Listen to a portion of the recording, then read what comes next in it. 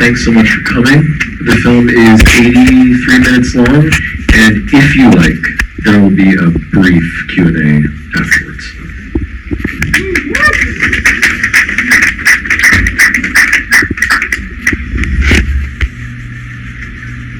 Thanks so much for sticking around.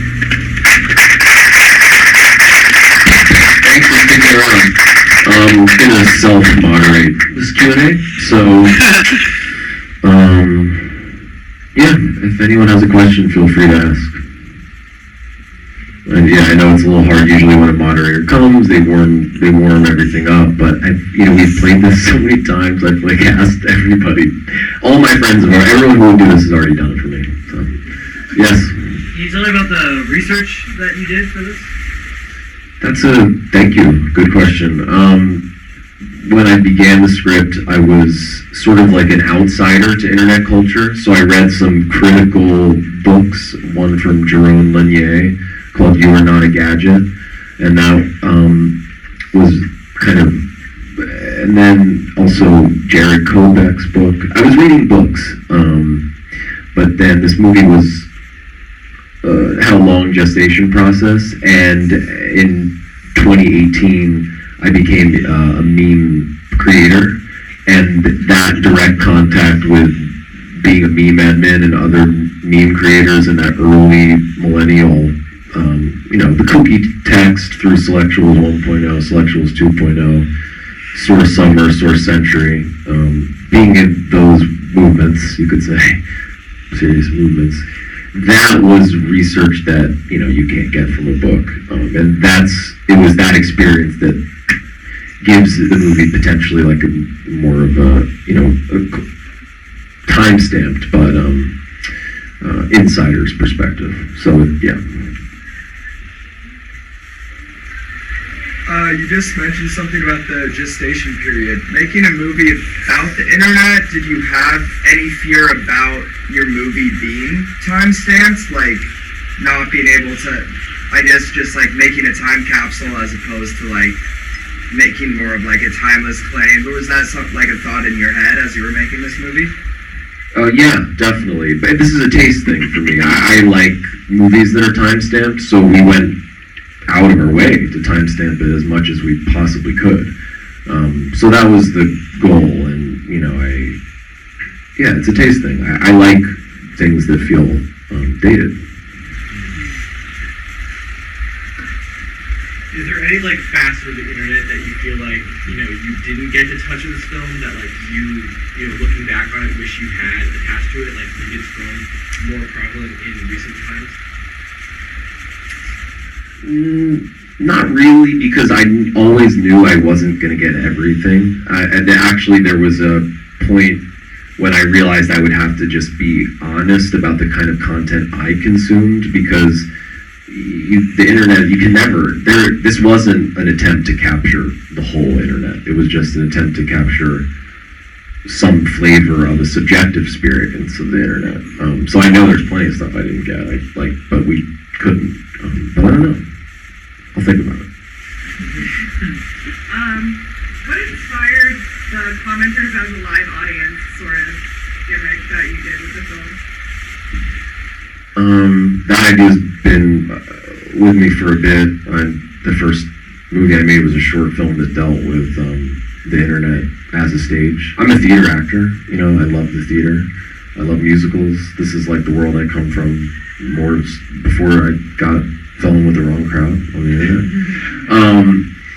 So that idea's been with me for a while, and it speaks to your question, when I became an internet insider in content creation, I realized that in the short, it's more just like the idea, there's an audience, but that audience being active and commenting, that when I started making content, I realized that the comments are the content, or they're both. 50% or more are the comments. So that became then an obsession to, really, as truthfully as we could, depict the energy of a comment section. So it was something that came as the movie evolved, yeah. It wasn't there from the beginning, because I didn't understand that aspect of it yet. When I first saw your film at Alamo, it reminded me, and I felt like an experience of transgression in cinema transgression. When I see it now a second time, I found it extremely devastating, and it's so much more than that. It's far more denser, and it's like a terrible.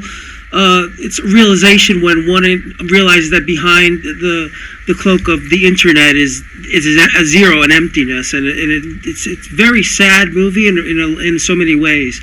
My question to you is about marketing. How did your approach to marketing reminds me of like punk rock putting flyers on lampposts. You're using the internet almost as am I correct about that, as a manner of marketing this film? Tell me how you approach marketing and because it's very raw underground punk ethos of how you're marketing this incredible movie. Oh, we have so much money behind the marketing, I don't know. I actually asked Timmy Chalamet for, I was on to him as a marketing genius even before Josh, so I really have him to thank. No, that's a good question, and I thank you for seeing the movie again. Yeah, I mean, look, I'm a poster, so it's just natural for me, and I think I'm getting like more credit than I deserve for like it being even an intentional marketing campaign. It's the only way without a budget, without a distributor that we can, and we're lucky enough that this movie, it works thematically to approach it that way too.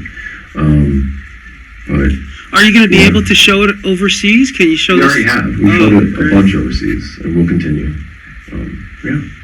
Excellent. I have a second one. How is that played with an overseas audience? Have you found that it gets similar reactions everywhere? No, it doesn't get. It's not the same reaction. But I'm sorry, I missed the last part. What did you say? Oh, just because the internet is kind of borderless in a sense. So I guess I was curious, how this was being taken. Well, one thing that is surprising-ish, but also not, is that you touring with this particular film, I really do see how plugged in people in other cities are to what's happening in New York. Because like it sometimes in other cities, I feel like they know just as much as someone who isn't, especially in like Stockholm. Oh my God! But then in Greece, people pick up on other. No, the audiences are very different, but the internet has you can have a parasocial relationship with someone anywhere, and you can, nothing is really gate-kept in the same way, because if you're following some constellation of people, you just know, I don't have to explain this, yeah, of course. But, yeah, it's been different. I can't characterize how different, but the hardest, anyway, I'm rambling now. Next, sorry. Did the film evolve at all, like, in the editing process? Like, after you filmed and you were editing, were you, like, consistently growing it? Oh, yeah, 100%. Yes. I mean, filmmakers are always saying this because it's true, but you make the movie, you write it again in the editing room. And especially the way, this is a very rigorously scripted movie. But that being said, on set, I really am obsessed with improv, and I'm always feeding people lines, and also giving them a long leash to improv.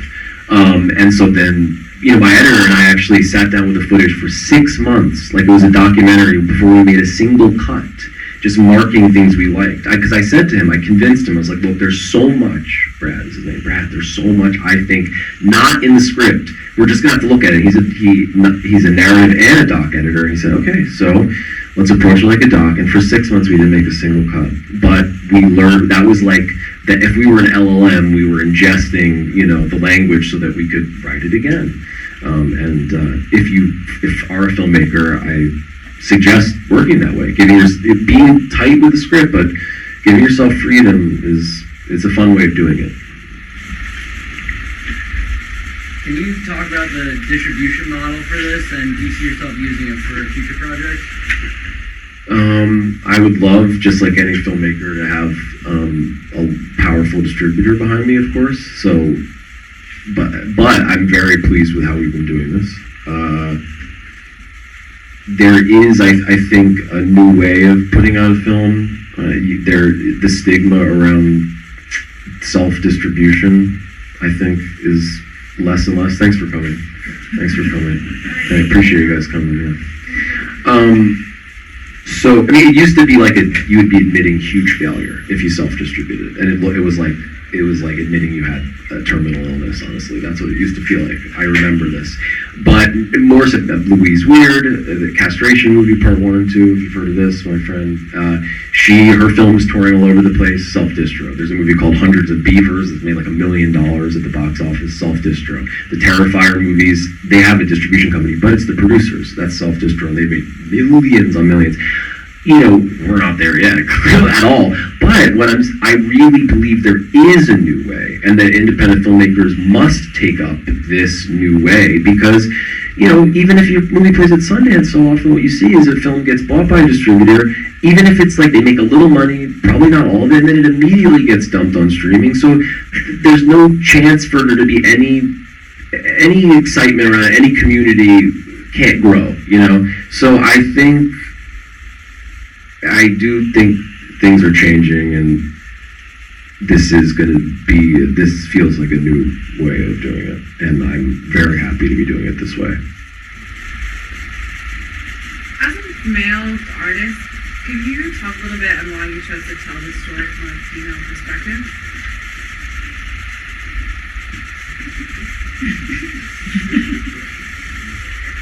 What if I just never said anything? And you'll have to leave. Something to think about. Oh, no, I know. I want to be very careful with your question, because it's a great one. Well, there is this idea out there, right, that like the capitalist spectacle machine kind of seeks to gender everyone as female, because the female is this like perfect consumer according to that machine, and is, you know, can be, according to that machine, manipulated in a way. So to come up with like a parable about, you know, how the internet commodifies us, it did make sense for me to have it be a female character and not a male character. I felt like that would get to the heart of things more.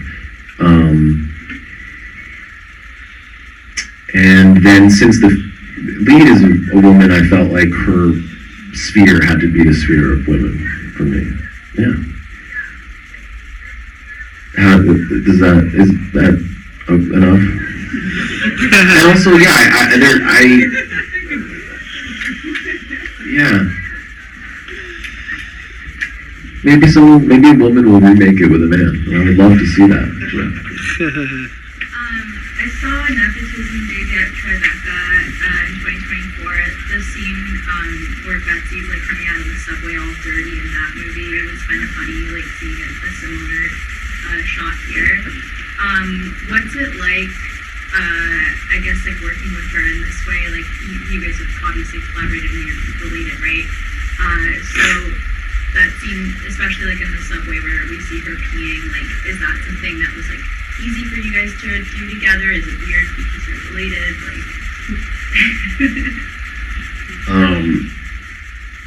well, it's interesting. That wasn't in the script. You know, that was something that we treated all that like kind of a doc. And, you know, it is always really hard to answer this question, because I feel like if I say it's not weird, it sounds like I'm covering up for the fact that it is weird. So I always feel like I'm in one of those things where you can't, you know what I mean? So but the truth is, it isn't, because when you're on a film set, you don't feel like yourself. You know, you don't,